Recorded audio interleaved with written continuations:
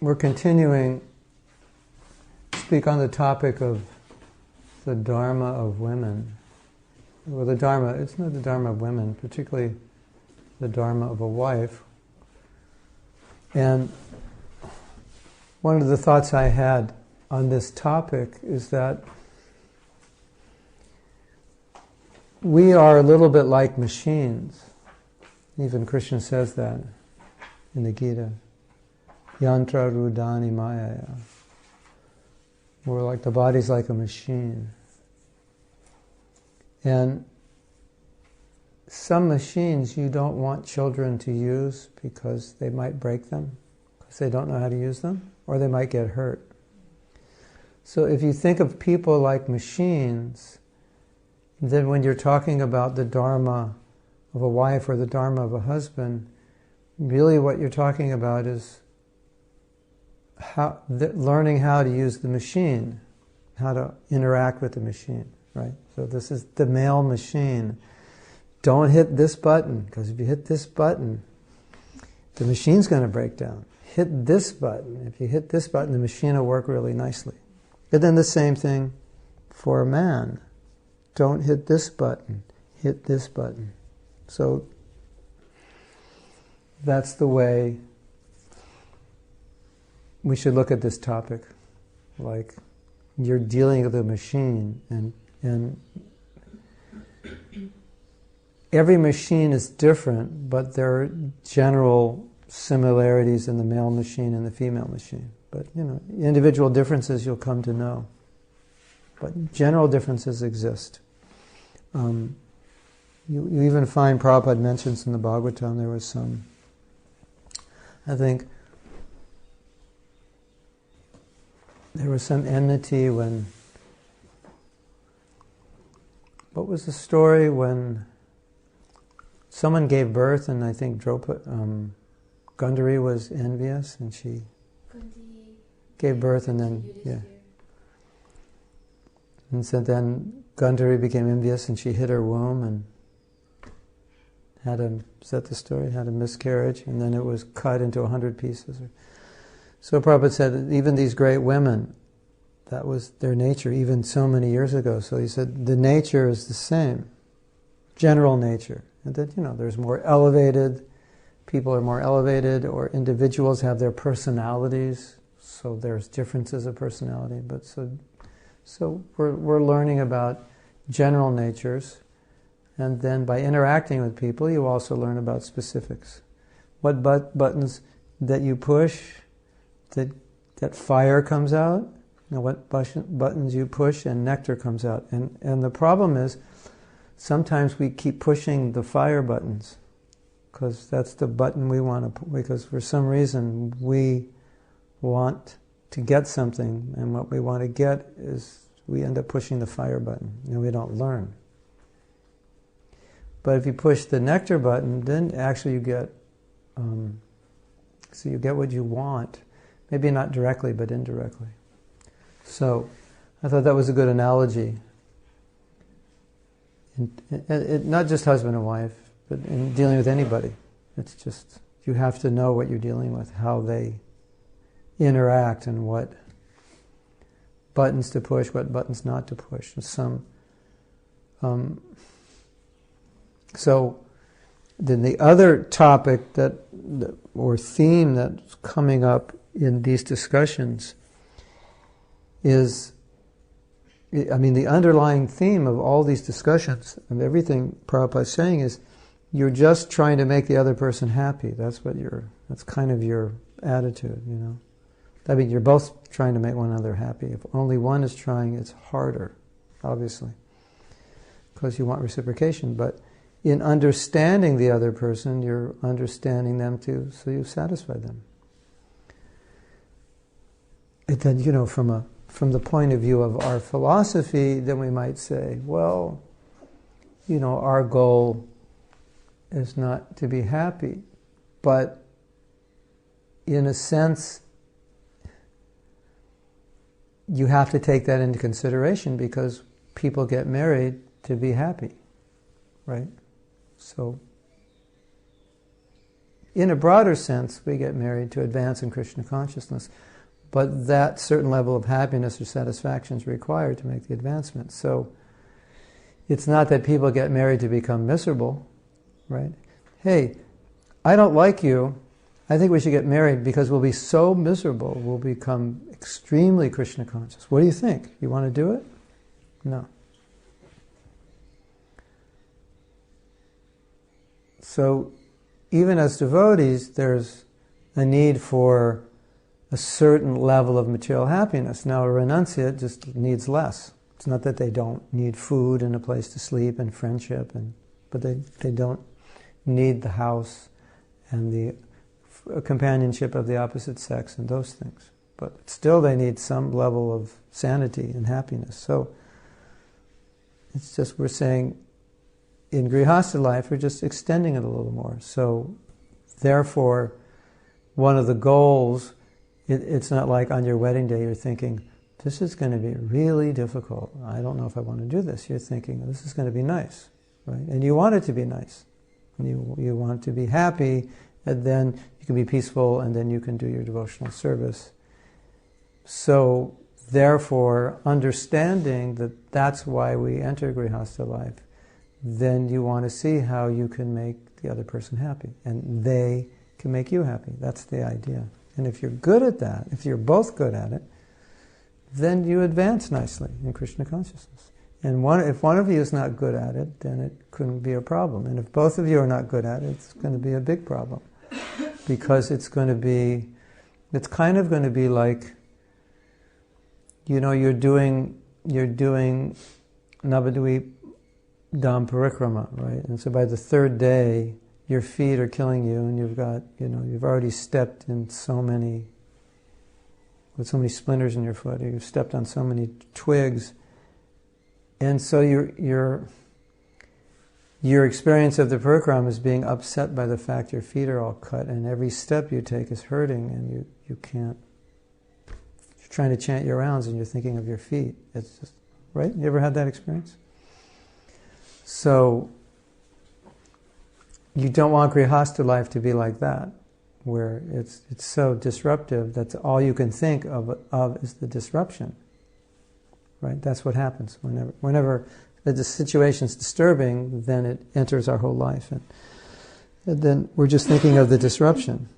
So, right? You understand by experience. And then it pervades your consciousness, and then it's like you can't do your sadhana, you can't chant your rounds properly. So if you create a situation in which, obviously there's no ideal situation, but at least we want to speak of the ideal. That's what Prabhupada speaks of. So that, we understand people are not perfect, but at least we understand what the ideal is. And the ideal is what Prabhupada would often say is, be peaceful, be happy. Be happy in Krishna consciousness, chant Hare Krishna. He would say, get yourself married, live peacefully. That was a common thing Prabhupada would say, live peacefully. So I think that's a good mantra for Grihastha life, live peacefully. Because then that forms a foundation upon which you advance. Because now what does peacefully mean? I think Prabhupada meant two things. One is, a man needs a woman needs a man, so you get married and you satisfy that need, so that's one level of peace, and then the other is interact peacefully. You're in a sense, in theory, getting married to create peace, so then don't create war after you get married. It defeats the purpose, right? You're getting married to create peace as a foundation upon which you can execute your Krishna consciousness. That's the idea. And and also as a foundation upon which you can do better service or more service. Right. So sometimes we find Grihastha couples. A brahmachari, he's preaching. He's a very good preacher. A woman, she's a very good preacher.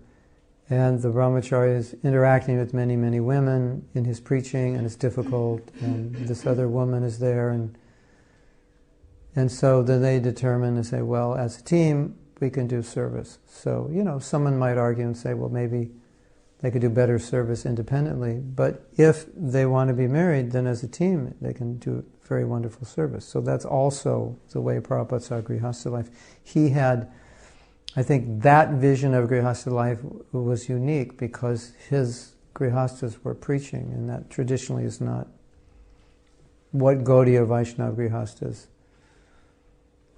They were not in the forefront. It was always the sannyasis in the forefront. But in ISKCON, especially in the early days, it was Grihasthas there weren't sannyasis. And most of the sannyasis were formerly Grihasthas, and they were in the forefront of preaching. All the GBCs initially were Grihasthas. Mostly all the temple presidents were Grihasthas. So that was Prabhupada's idea. He said, so together you make a team, and then you work well together. So then if we go back to peacefully, so if you want a team, you have to work peacefully, you have to work well. So those things, be peaceful and make one another happy, so you're peaceful, you have the foundation, and then you can work together. And in many situations, it's very powerful.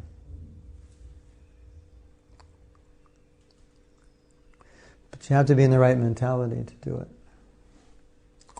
So,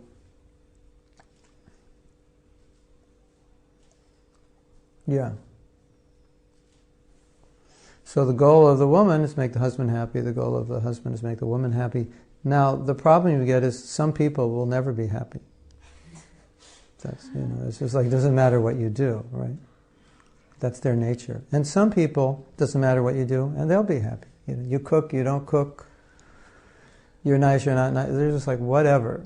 It's either their personality type or they're very Krishna conscious. They're very renounced. They're not controllers. But probably the average person will not be that way. So then all a woman can do or a man can do is do their duty, do their best. And if their husband or wife's not happy in that case, then what can you do? That may be their nature, that they're just unsatisfied because of some internal issues. And if that's the case, and you become aware of that, you can try to help them understand that. You have to get a better ringtone. Oh, is that an alarm? Supposed to go for Darshan and Arti now. Oh. You forget? No, it's just that because of the chanting sometimes. Oh, you're so absorbed you forget. Oh, that's nice. Come out. That's your come out of samadhi notice. Come out of samadhi. It's time to go to the temple. All right, so we're going to continue reading some of the things that Prabhupada says, and so we'll keep these ideas in mind about the nature of women. So, no one else is coming? We can close the door, or she is coming, or... Oh, she said she was, but I don't know. Anyway, we can still hear the door.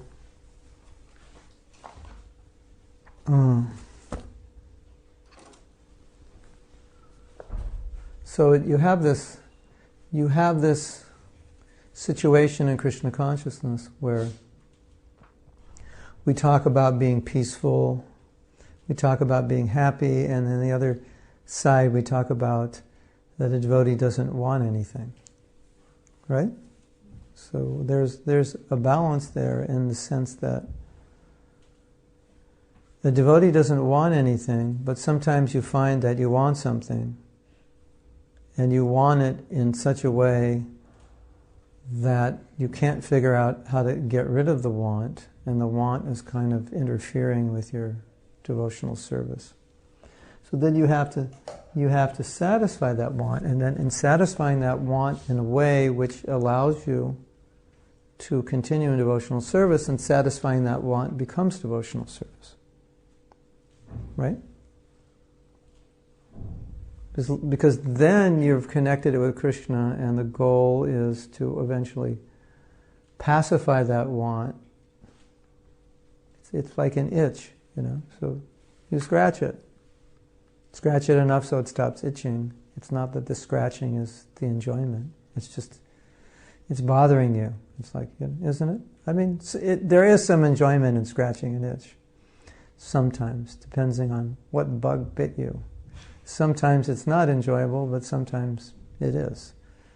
But the real pleasure is what? Getting rid of the itch, not scratching it. So you have certain needs. We have certain needs, and we're fulfilling them. But ultimately, our meditation is we're fulfilling them to actually get rid of them, because they're ultimately, we realize that they're just physical needs or emotional needs or whatever, that if they're not satisfied, they'll just keep itching and it'll distract me. So that's the idea. So it's not that we're ever, even in the search of our own happiness, it should never be that it's so I become happy, but it's so I can do better service. And if I'm, if prasadam is nice, you can do better service. If you have a comfortable place to stay, you can do better service. These things. So we're only, we're looking at something. You go, whoa, your house is so nice. You have this and that, and say, yeah, I need this just to be sane. It's like that. Some people are like that. They're very artistic. And you go to their homes are beautiful, because that's just how they are, and that's how they see the world, and their world has to be that way for them to be normal. You go into brahmacharya ashram, it's not like that. For most brahmacharis, it's pretty much the opposite. And for them, not all men are like that, but many brahmacharis are like that. For them, it's okay. It's just... So it's not that the person who needs all the aesthetics is worse. It's just that's what they need. That's their nature. Those are their samskaras. And they need certain things. And then it's not like once they have them, they're sitting around and becoming sense gratifiers, So that's important. Wow. I keep getting knocked off Mayapur TV, which is weird. It's like Mayapur TV doesn't like me or something.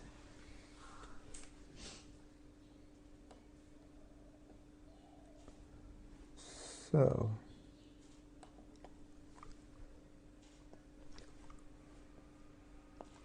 I'll tell you a story. I went to with a sannyasi, right?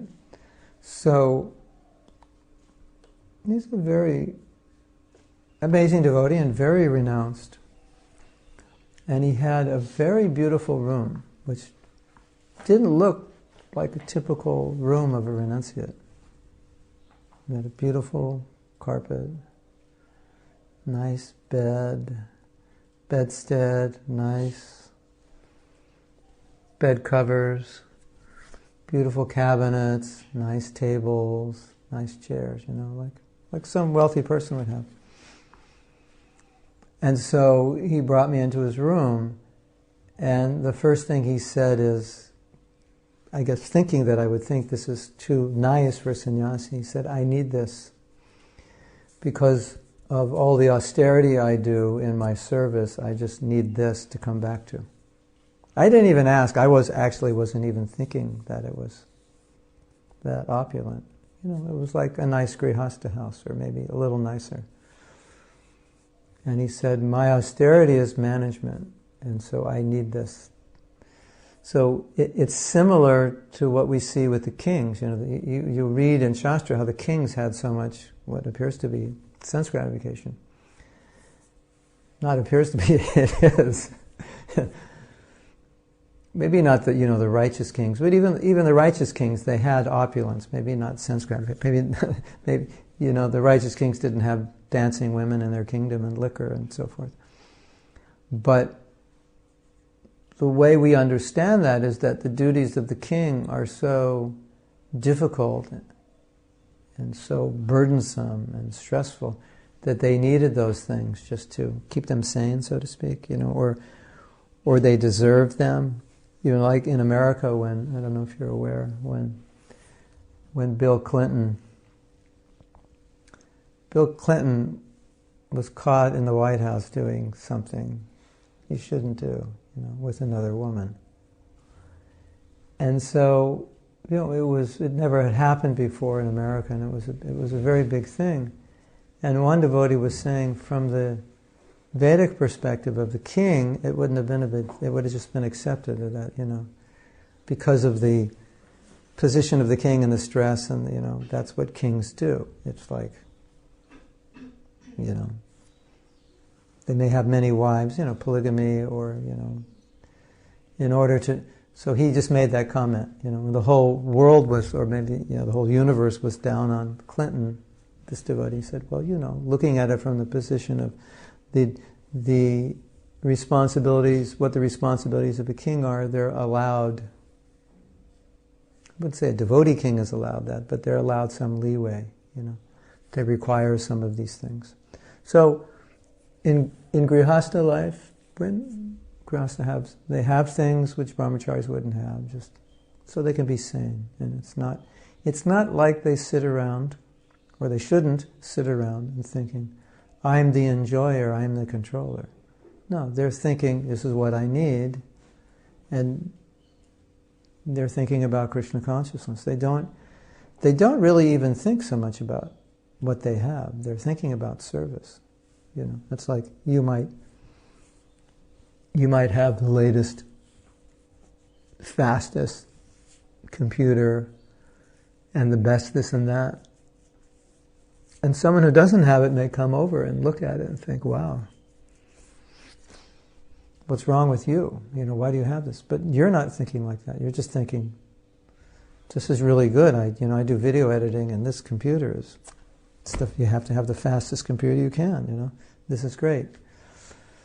That's what you're thinking. And you have this really nice chair. Why? Well, I sit in it for 12 hours a day. I'm editing. So you're just if I don't, my back is going to go out or something. Or, you're not thinking of it's sense gratification. So that's the idea. So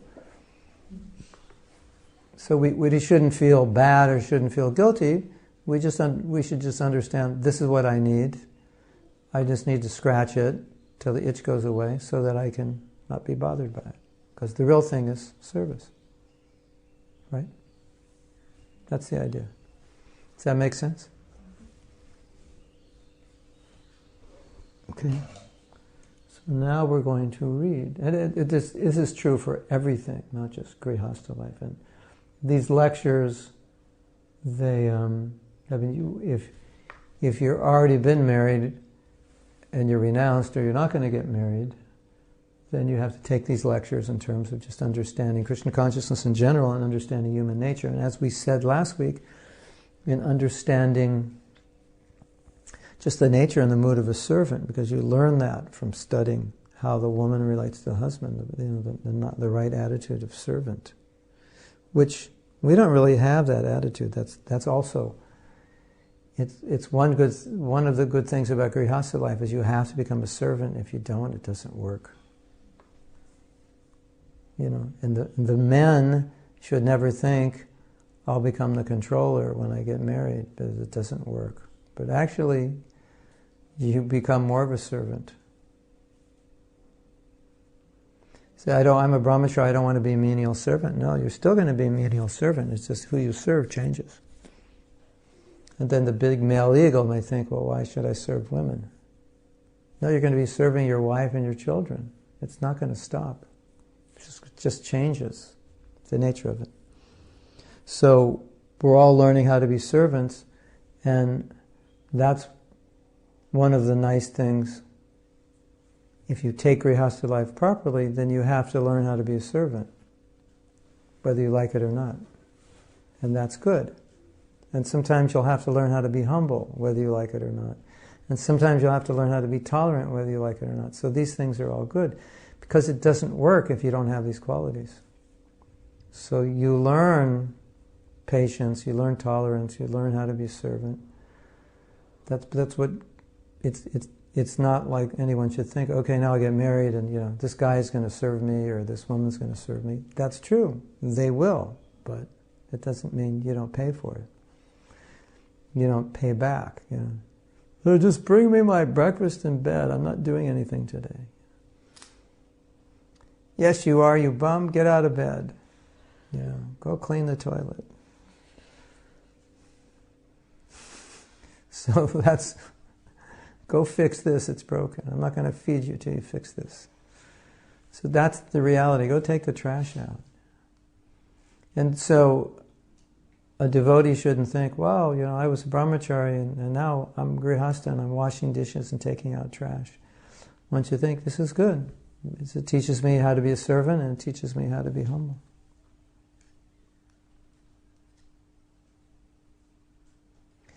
And once one gets married, it's very bad to think about the past of what it would have been like or what it was like before I was married, and how this is not what I thought it was going to be like. And it's very bad to do that.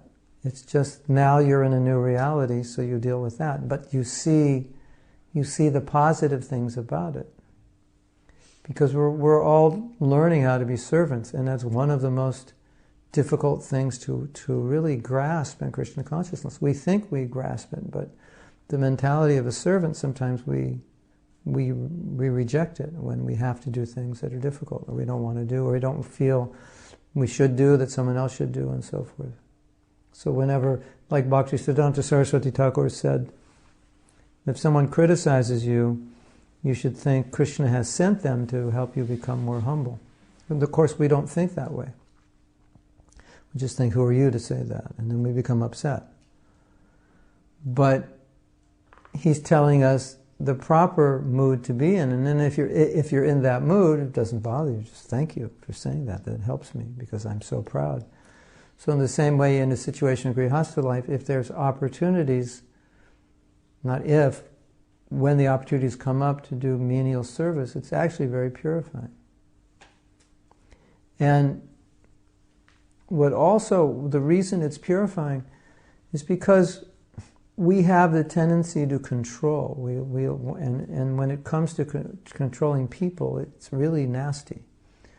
And so in grihastha life, you have the opportunity to relinquish that nature of controlling this other person, which is difficult, and it's always going to be there. A man very much has a desire to be the boss, right? To be the controller. And the male ego is the purusha, the enjoyer. So the male thinks, how can I enjoy the woman? So he enjoys physically and he enjoys by controlling. So when he serves, it counteracts that tendency, because the service mood is just the opposite of the controlling and enjoying mood. So he gets purified by it, but he may be reluctant to do it, right? Because he thinks, well, I'm, the boss. She's my wife. Do it, Go cook this, go do that. Of course, a nice wife will do that, but a nice husband will not be demanding that way. But we should understand, if we have an opportunity to be in a situation of service, it counteracts the tendency to enjoy and control. And the woman has the same tendency, right? She wants to control her husband. They say when women get married, they see what their husband's like and they like him, but they see things that need to change. So when they get married, they think, I'll change those things. He's this and that, but I'll change this and that. I like him, but he's a little rough around the edges in this way. We'll change that. And men don't like that. I mean, maybe over time, if it's done, gently and softly. But generally, nobody likes that. It's not men, women. No one likes to be changed, right? So as women, you have that nature, also to control. And then you want so many things from your husband so you can enjoy. So just as the man has it, you have it, but it may manifest in a different way. So service, again, it counteracts those tendencies. So that's why it's so nice. So I always tell men, I said, whenever you have the opportunity to serve a woman, it is purifying because it counteracts the tendency to want to enjoy. Because that's the male Purusha tendency, is to want to enjoy a woman. Women are objects of sense gratification for men. So if you have opportunity to serve, there's a festival or something, you can serve prasadam, or if you're a man, you can serve your wife, or you can serve your sister or your mother, or there's a preaching program and in some way you can serve the women. This actually helps you. I'm not saying that you hang out with the women, this and that, but understand the principle, because the male nature will be to think about enjoying women, and serving it counteracts that tendency. And service is the opposite of trying to enjoy somebody, isn't it? How can I serve you? Is different than how can I enjoy you? Because if you exist for my enjoyment, then I'm not interested in serving you, or I'm only interested in serving you in a way which you can facilitate my enjoyment, right? Otherwise, out, I have no need for you, right? You only exist for my enjoyment. I use you as a thing, not as someone to serve. But if I see how can I serve you, then it's the opposite mentality. You don't exist for my enjoyment. I exist for Krishna's enjoyment, and I exist for service. And so, okay, then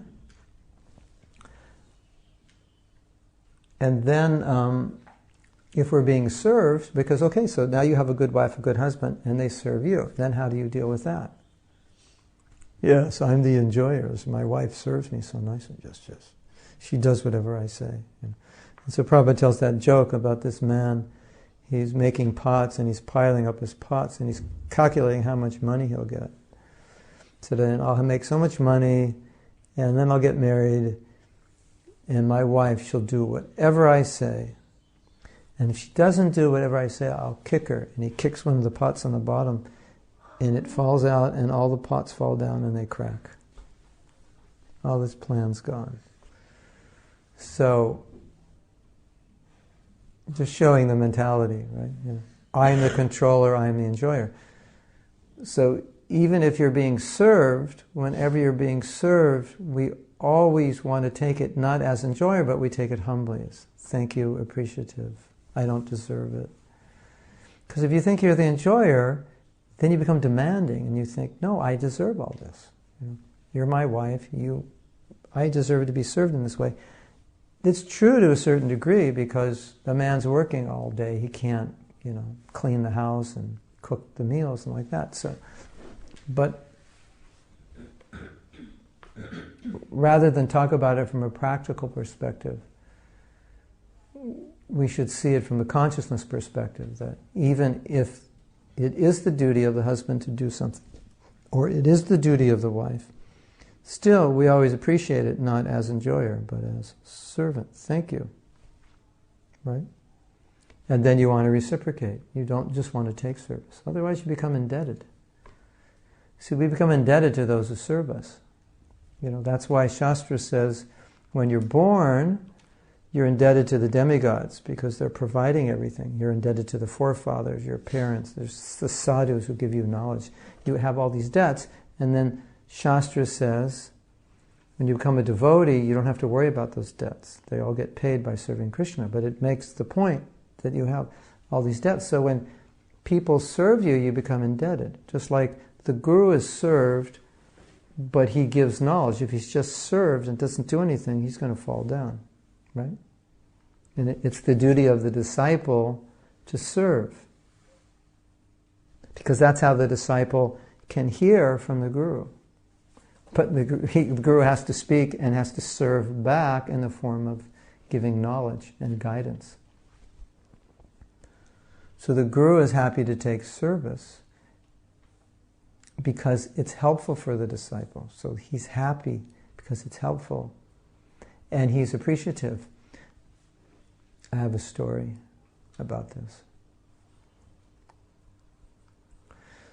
Prabhupada, maybe I told this story last week, I don't know. Prabhupada went to the Los Angeles temple, and the head pujari was on the altar when they were greeting the deities, and she could see Prabhupada staring at the deities, and she was naturally concerned with Prabhupada staring at the deities. Does that mean there's something wrong, or does that mean he likes the deities?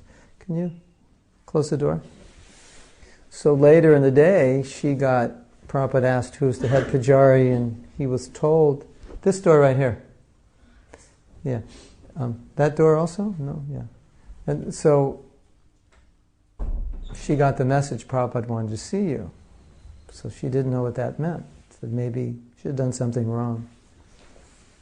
Anyway, she came into Prabhupada's room. She said Prabhupada was beaming, so happy. And he said, "Thank you very much." He said, "The deities are dressed very beautifully. Thank you very much." And she said, "Oh no, Prabhupada, thank you very much for bringing Krishna, giving us Krishna to worship." And Prabhupada just said, "Thank you very much." He appreciated. He appreciated. So, who is served more than Prabhupada? Nobody. No one has given that much service. But Prabhupada was never in the mood of, "I deserve it, I'm the guru, I'm the acharya." He was never in that mood. That's our mood, that's a conditioned mood. Well, of course you should serve me, I'm your wife. Of course you should serve me, I'm your husband. That's your duty. You have to, it's your duty. It's the marriage contract. If you don't do it, then I'm taking you to court. You know. That mentality is there in a dysfunctional relationship because you have to create boundaries, and if somebody's delinquent in their duties, then the whole thing can fall apart. But here we're discussing in a normal relationship. So, another conversation, Prabhupada said, "Well, if you're on Mayapur TV, somehow or other I get kicked off. If you go to christian.com/live, go on the chat there, because I can't, if you want to say anything, I keep getting kicked off Mayapur TV." So, in Australia, one artist was doing some work, and it was being shown to Prabhupada, and Prabhupada liked it. And then Prabhupada said to the artist, he said, "I can write, you cannot write. But you can paint, and I cannot paint. So together we can publish books. So let us work together to spread Krishna consciousness." So that reflects Prabhupada's appreciation. And many times Prabhupada said, "I could never do this alone." He said, "I was one man loitering here, but with your help I've been able to do so much." Prabhupada said that many times. Now, of course, as disciples we'll think, well, Prabhupada's the acharya, he can do so many things on his own. But we're looking at it from Prabhupada's perspective, that he was, his English was second language, so he got an English professor to edit. So I'm dependent on you for proper English. As Prabhupada said, he's not an artist. So we're saying Prabhupada could do it on his own, but what does that mean? That means Krishna would send the people who would help him do it. So when Prabhupada's saying, "I'm appreciating you," he's seeing, of course, that Krishna's sending. As Prabhupada said, "My Guru Maharaj is sending." So he's still not thinking, "Oh, Guru Maharaj is sending, so why appreciate you?" He's still saying, "No, but by cooperation we can be successful. I can't do this on my own." What we think is, no, you can do it on your own, because if Krishna didn't send this artist, he'd send this one. He'll always send you what you need. But Prabhupada's saying, these are the people Krishna sent. So he's always thanking, "Thank you for doing this service." Whenever Prabhupada was aware of service that devotees did, he would say, "Thank you for doing this." Not just to encourage them, but as genuine appreciation. There is a story where one devotee had come back from book distribution, and he went near Prabhupada's room in Washington, D.C., just to, be near the room or think maybe Prabhupada would come out or whatever. And Prabhupada came out, and the devotee was introduced as the book distributor. And Prabhupada was told that they had just come back from the airport. And Prabhupada said, "Oh." And he started asking him about book distribution. "What did you say? How many books?" And then Prabhupada said, "Would you like to come in?" So then he invited him in, and they talked more about book distribution. And Prabhupada he was so appreciative. And then he asked, "Did you have prasadam?" And he arranged for prasadam. There was nothing but ice cream, so he gave them ice cream. And the whole conversation, you could see from the conversation that Prabhupada was just giving this time and affection to the book distributors because he appreciated so much what they're doing. And he said, I thank you, and my Guru Maharaj thanks you for doing this service. So that's the mood. That's the proper mood. Never to think that because this is my position, I should be served. In Grihastha life, or let's not talk about Grihastha life, let's talk about relationship. In relationship in general, there's a phenomena that the more somebody does something for you, the more you take it for granted and the more you expect it. For example, if somebody, I think I was explaining this last time, but I'll explain it again. In this context, it may make more sense. If you do something for me special, like you brought prasadam. Oh, thank you. I appreciate so much. Thank you. You thought of me. You brought Mahaprasadam. Right? So I thank you. Thank you for bringing that.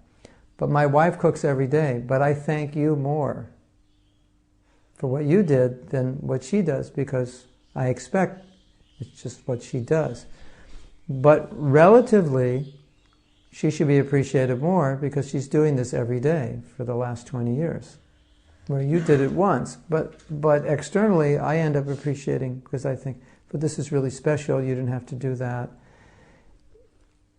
But if you did it every day, if every day you came and brought Mahaprasadam, after a while I would, you're late. How come you came late with it? It's just like you're supposed to do this, you don't appreciate it anymore. So in a relationship where things are going on every day, we tend to lose that appreciation. Whereas they say, have you ever appreciated your heart? And everyone will say, no, I never did. And say, well, your heart's working for you all the time. But you take it for granted, right? It's just your heart. It's supposed to do that. But you say, oh, thank you, heart, for doing that. Or appreciating the earth for providing food, appreciating the sun, appreciating the rivers for water. These are kinds of meditations that most people don't do. I think some people do it, but, we don't normally do that because we take it for granted. The sun's going to rise every day, so why appreciate it? It's what it does. Maybe there's some appreciation, but if in the middle of January we had a beautifully warm day, we would appreciate that because it's unusual. Like, wow, such a nice day. So we want to learn how to cultivate appreciation for the things we should appreciate that we tend to take for granted. And I believe that if we're more in the mood of servant than controller and enjoyer, it will be natural to do that.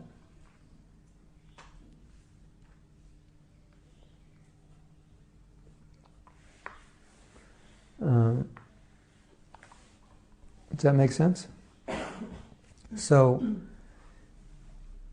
in understanding everything I said, then when Prabhupada says, if the husband's Krishna conscious, if the wife's Krishna conscious, they'll have a good relationship. But we've seen so many Krishna conscious men marry so many Krishna conscious women, and the relationship wasn't good. And say, why?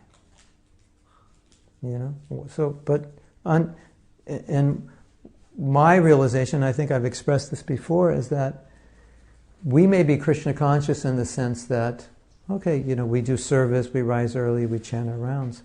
But these subtle things may not have developed to maturity.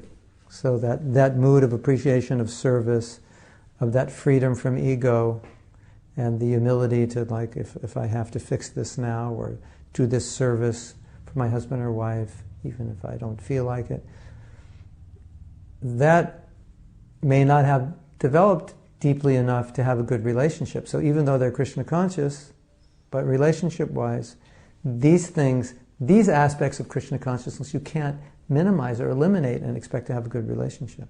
So Krishna consciousness doesn't just mean externally I show up at the temple and I do service all day. But these are the attitudes. So if you don't have these attitudes, then it doesn't work. And even if the couple's not so Krishna conscious, if they have these attitudes, it works. So I think that's what Prabhupada meant. If they're just both Krishna conscious, servant. You're humble, you serve, you're responsible. That's Krishna consciousness. So we have a question. Antonio, is this a question from today or is this a question from last week? Well, I'll read it. I have a couple of questions. Each individual's varna is an important factor in a relationship. How can we properly identify our individual natures and match them to an appropriate spouse? Can a Brahmin and a Shudra be happily married if the... No, they can't. One astrologer said something very interesting. She said, you don't have to go to an astrologer to understand compatibility. And she said, a lot of astrologers don't actually understand compatibility. They just do it by scoring without understanding the nature of the individual. And so there'll be so-called compatibility, but you have to calculate other natures. Brahminical, Kshatriya, Vaishya, Shudra. She said that there are so many compatibility tests out there in the material world that can give you that information. And so even if you go to an astrologer and they say you're very compatible, do these other things. Because the compatibility, she said the most important compatibility is the nature. Is it Brahminical? Brahman and Shudra, it's not going to work. I think we talked about that before. If they're devotees, then as devotees, in theory, you're both supposed to live Brahminically. But if it's, if you have a very strong Brahminical nature, and your wife or husband doesn't, it's going to be very unhappy. And Prabhupada says that. It said it's going to be an unhappy combination. So then you're kind of balancing Krishna consciousness and material things. So what we find is that because we're not that Krishna conscious, the more you can balance it materially, the easier it'll be, the less... It's like the road, there's not so many potholes in it. You can still drive, but time you get to Calcutta, you feel kind of sick because there's so many potholes in the road. It'd be nice if there's no potholes. So you can get there, but it's not pleasant. And the point is that that's true even amongst the same sexes. There's some people you don't like working with because your natures are so different. And then you also have personality types, and personality types may not be as important as nature. There's personality, extroverted, introverted. You're a party animal. Your husband's very serious. You're very ambitious or detail-oriented. He's very passive. He doesn't like confrontation. You're in front of everybody. You're straightforward. So we have these different personality types, and there's different people who have delineated different personality types. We have one is called the Enneagram. There are other people who have delineated. The Enneagram is, I think, 8 or 9 types. Other people have delineated like 4 types. And basically, what they've done is they've studied human nature and they see people fall into classifications. So when you understand the nature of a person, the personality type, then you don't get frustrated. You just understand that is a personality type, and many people have that personality type. It's not just her or him. And so you deal with it. Or you could become aware of it before you get married. Maybe you don't want to marry someone who's a party animal because you're like super sober and serious. Or maybe you will because you're so sober and serious you need somebody like that. But that's different. That's different than the nature we're talking about here. The nature that we're talking about is more a general stature of an individual as opposed to just a personality type. So that's something to notice in terms of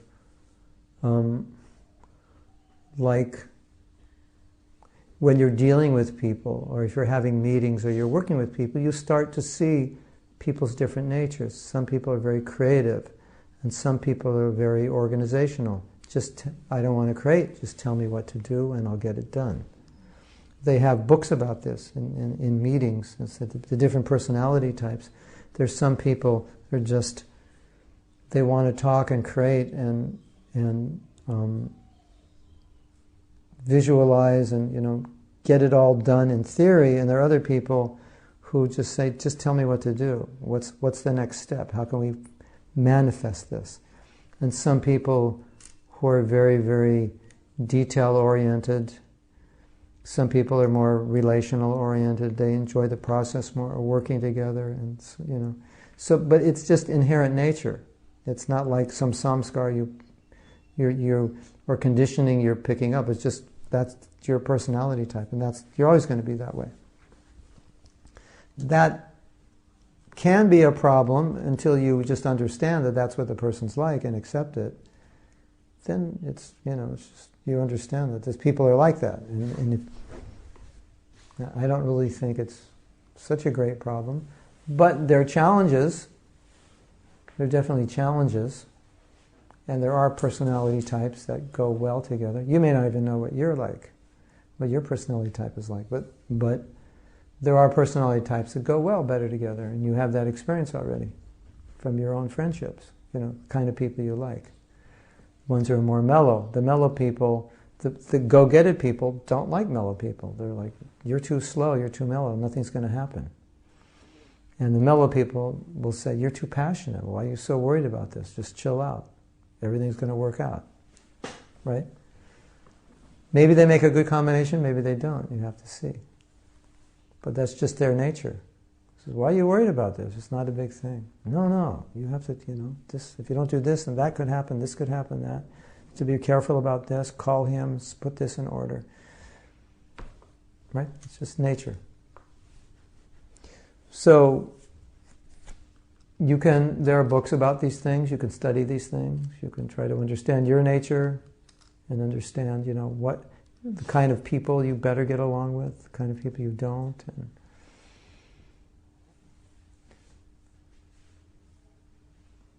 But underlining that, so what we're saying here, this just makes it easier. So all these things we're talking about become more challenging the more differences there are. Differences in your desires in life, your level of spiritual life, your nature itself. The more there's differences, then the more reconciliation has to keep going on. The less there are differences, then there's less to deal with. There's less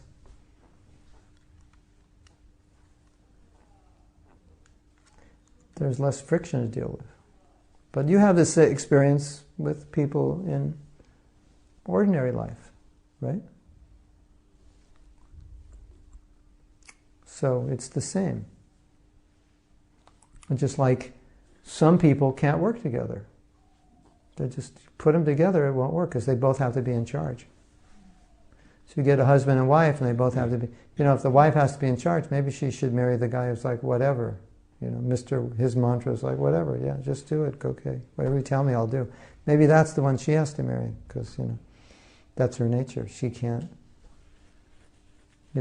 Or maybe she's got to marry someone who's stronger than her, who's more in charge. So she doesn't have to be in charge. You have to figure these things out. If he's so good at being in charge, I don't have to be. That'll be better. Or I'm so into being in charge, I don't even care if he's good.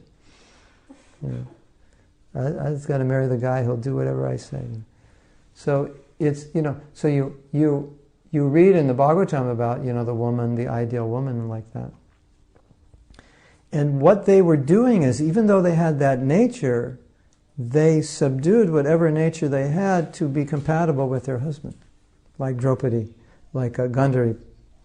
So she doesn't want to be better than her husband, so she blindfolds herself. So let's say the queen is a better manager than the husband, but she'll never come across that way as trying to control him. She'll always do it in a way that supports him. Right? That's the challenge for us in this age, because we're not. That's not our nature. We're male, female are so equal in our society. It's like, well, why should I do that? He's not doing this. Whereas in that culture, that's how they're trained to learn how to be that servant who supports. Just like we're saying, just as this disciple relates to the guru, that culture, children relate to their parents like guru, wife relates to husband like guru, students relate to teacher like guru. It's all part of the culture, right? So even you are the controller type and your husband's the layback type, you'll still not take that position because that's the culture, that's the position.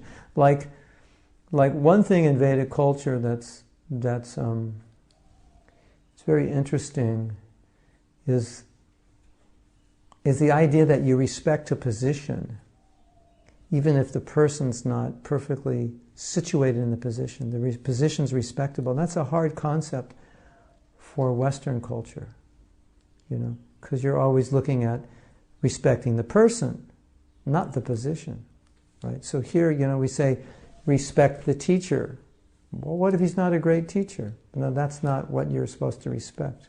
Or like, we pay obeisances to one another. Who we pay obeisances to? The super soul within. Well, they're not a good devotee, I'm not going to pay obeisances to them. No, we're paying obeisances to the super soul within. Right? So, here's a position. It's called parent. It's called guru. It's called teacher. It's called king. You respect that position. Yeah. My father's this and that, but still I respect him because he's my father. Right? So, my husband's this and that, but I respect him because he's my husband. That's the Vedic concept. And that's what's hard for us today. Because we don't, at least in the West, we don't grow up with that so much. I mean, it's there a little bit, but not to the degree that it is in Vedic culture.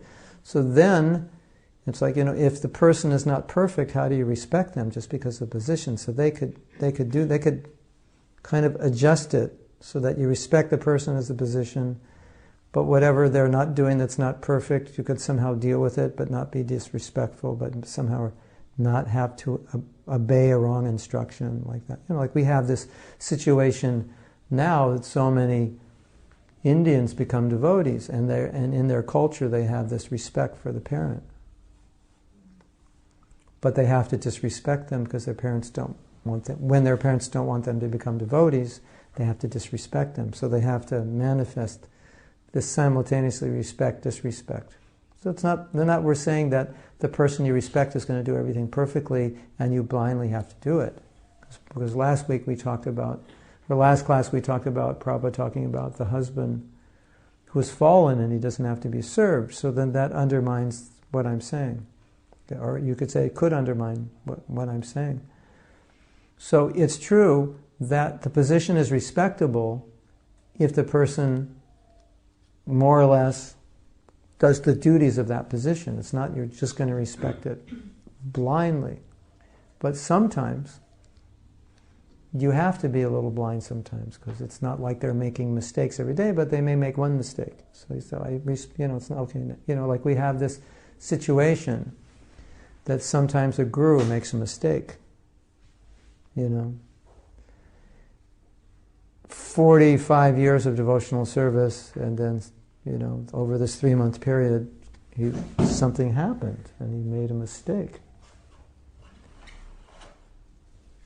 And so Bhaktivinoda Thakur says, if your guru makes a mistake, then as a disciple you try to help them get back. But he never says reject them. He says only reject them if they're helplessly fallen or they've turned against Krishna. But in our culture, when that happens, then for many disciples, that's the end. They can't deal with it. And I think it's part of that separating the person from the position. The position is respectable. Now the person has deviated. It's understandable that you don't respect it. But now the person is reestablished in the position, so it's again respectable. Because in our Shastra, there was never, to my understanding, that you reject a guru. You reject your guru and take reinitiation. Especially if the guru, even if the guru falls, if he's bona fide and the initiation is bona fide. What to speak if he reestablishes himself? But our culture, we're looking for perfection. And so then we just, okay, it's finished. We're dealing with sentiment, we're dealing with emotion. I would not necessarily preach to anybody to reestablish a relationship if their heart is cracked or heart is broken. But I would make this point that it's not really philosophically sound. There's no philosophical basis for it in our teaching. And I think it may reflect a lack of understanding the guru is worshipable and honored that position, that post. And so if there's some deviation or fall or something, then we take shelter, we hear from somebody else, but then we honor from a distance, and then the guru reinstates himself, or he has to take a new ashram or whatever. Okay, it's a bad thing, but it doesn't mean that the initiation and the connection is broken now. It's he's still my guru, but I'm having difficulty hearing him. All right, he's still my father, but he's telling me not to surrender to Krishna. I can't do that. He's still my guru, but he had this mistake and I've lost my faith. Okay, I'm taking shelter of someone else. That's culture, as far as I understand. That's how it works. So, he's my husband, she's my wife, I have duties to her. She's not perfect, he's not perfect. Okay, so Prabhupada said last week, okay, there's a threshold of where your duties can stop. Your husband's cheating on you. He's breaking regulative principles. There's, a certain point you can say, okay, I'm not duty bound anymore. So, in our Shastra, in terms of guru, that's when the guru, he becomes helplessly fallen. He's just gone. He becomes a materialist, or he turns against Krishna. It tells you don't surrender to Krishna. Or he tells you to, become a Mayavad or something. Then you reject. It's finished.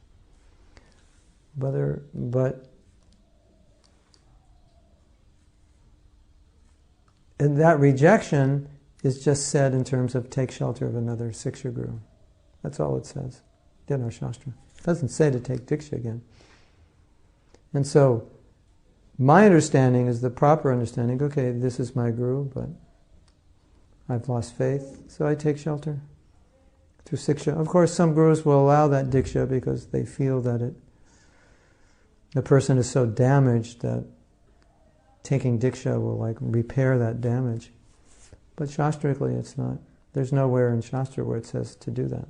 So it becomes more of a psychological thing than a mandate, because the connection through Diksha was already made, as long as that person is not turned against Krishna or become a gross, sense enjoyer. So, respect of the position. He's my guru, or this is my father. I had so many teachers, I respect them. But now I have my guru, so he's the real teacher I respect. So that's culture. So it's kind of balancing. So we need to do that in Grihastha life. A man has an obligation to protect his wife and serve her through protection, and the woman has an obligation to serve her husband. So even the husband's not perfect, wife's not perfect, still we should respect the position, and the duties towards that position. These are the things that are hard for us to get as Westerners. And now when I say Westerners, it pretty much means the whole world. Outside of, Eastern villages, but in Eastern countries, in the cities, then this is becoming more and more difficult to understand. Because now, if you look at marriage now in the world, then the more it becomes based on how this person will give me enjoyment, then the more these other ideas become difficult to understand. Duty, service. Because that's not the reason you got married. You didn't get married did you really get married to serve, or did you get married to enjoy? For a non-devotee, when you think about it, it's like you're looking at marriage as a source of great happiness in your life. Right? And we talked about this in earlier classes and it's the same thing I talked about today. We're looking at Krishna consciousness as a source of happiness, and this relationship as a bridge or a foundation for my Krishna consciousness. Not that I'm going to marry you and you're going to make me happy. So I sit back and wait for you to go, start making me happy. Do your thing. Make me happy, And I have in my mind what your thing should be, but it's not in your mind, that's not what you expected as a wife. Or a wife as a husband. She has in her mind, this is what you need to do to make me happy. Now, it's true, there are certain duties that should be expected. But again, it's not that we're entering the relationship just thinking, this is how I get my sense gratification. And this is how I get my happiness, because then we'll be let down tremendously. Right? So, devotees' expectations are different. And they don't think, ultimately, this person's going to make me happy. We use Prabhupada's word and say the relationship is to make us peaceful. Get yourself married and be peaceful. Those are Prabhupada's words. To men who were disturbed. He didn't say that to women because he assumed that all women will want to get married, but some men will not. But if a man was feeling the need for it, or feeling uneasy in the association of women being too much attracted, then get yourself married and live peacefully. So our goal is to live peacefully.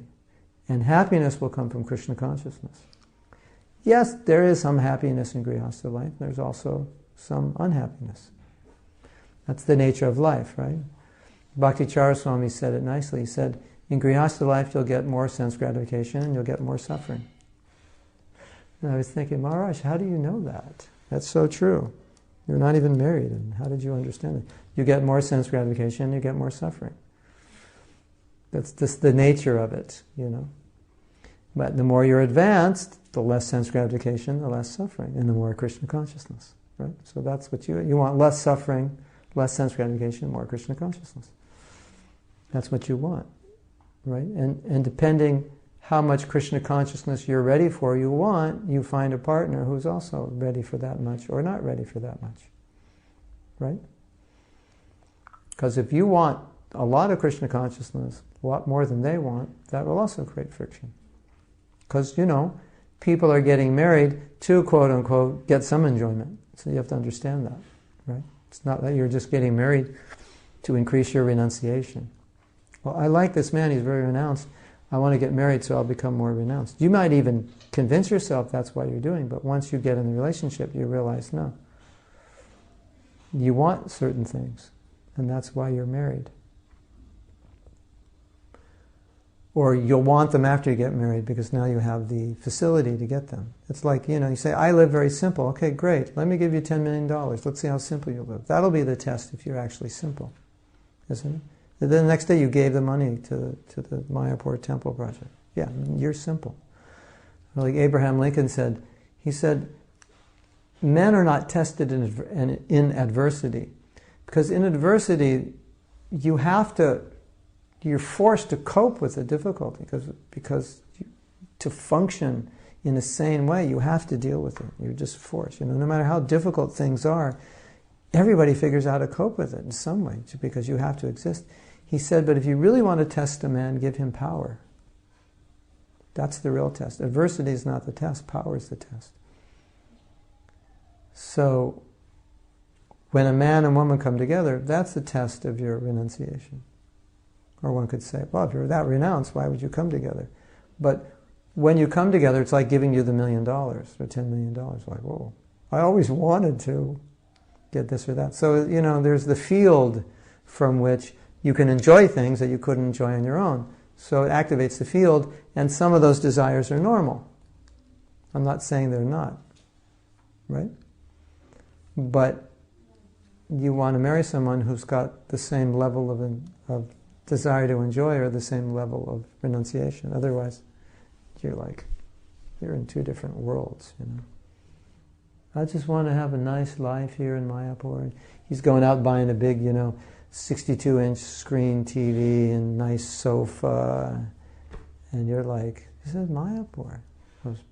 So I just need this, I'm like, at least I'm here. Appreciate I'm here, But you're just watching Bollywood movies. At least appreciate I'm living in Mayapur, So, now if you're like that, and you'll make a great team, watching movies together at night, and there won't be any friction.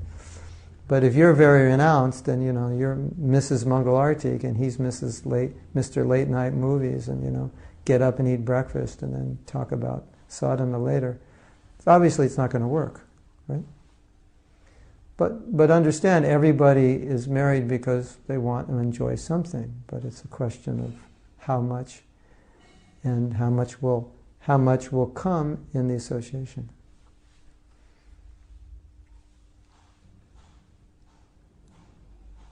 So, we have questions out there, I believe. We have to end soon. Okay, Alexei. That's Alexei sounds like another name for Anusha. Right, Anusha? How did I know it was you? Srila Prabhupada's words, actually, a duty performed in mutual cooperation is directed in the authoritative scriptures for spiritual advancement. Therefore, marriage is essential in order to avoid the life of cats and dogs, who are not meant for spiritual enlightenment. Yeah. Yeah, because if you're not... It's kind of like, give a criminal a good job so he stops doing crime. He doesn't have to. Right? Now he can just work. Right? So, put a man and woman together and now they don't have to create problems for everybody. Just create problems for themselves. Only kidding. So what does Prabhupada mean by cat and dog? What does a cat and dog do? They have sex with anybody.